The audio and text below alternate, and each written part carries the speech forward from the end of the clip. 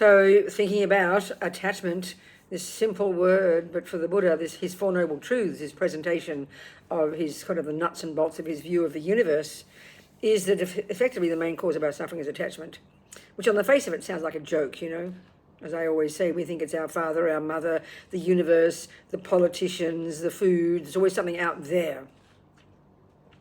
And we can be forgiven for thinking that if we look at our senses. You know, from the moment we wake up in the morning, what happens? The first level of input is through the senses, isn't it?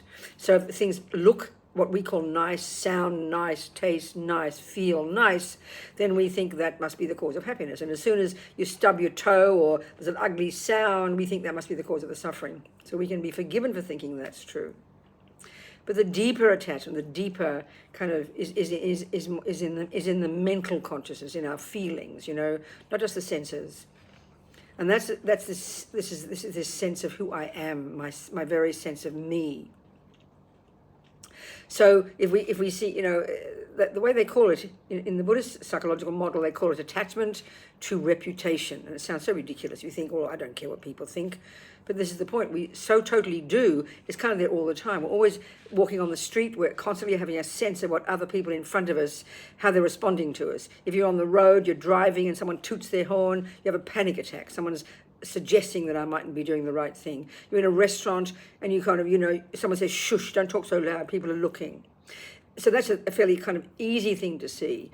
But actually, I think we really look at it really carefully inside. We have thoughts and feelings all the time about this and about that, and I want to do this and I want to do that. But what we're wanting is someone else to say, to hear what we're saying, to hear our feelings and to validate them. Say, yes, what a wonderful idea. I think it's very hard to see this feeling that somehow, if I'm validated by others, if my thoughts are approved of by others, that means I must be okay. In other words, we don't think we're okay until we get that. Then, of course, look what happens when we don't get it, when sometimes we're abused and harmed by others, which is appalling. Of course it is. But look how it shatters our sense of self, you know. If you're a really fine person and you are telling the truth, and so that's every reason to have a good sense of yourself. But if someone doesn't believe you, it shatters us.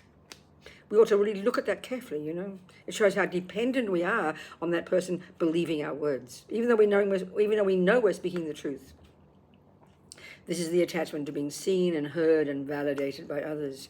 So when that's very strong in us, it's almost as if we can't make a decision. We're too scared to decide, I want to do that because others mightn't approve, you know. Others mightn't like it. Others might have an opinion about me that, you know, that isn't validating me. I think it's a very strong one.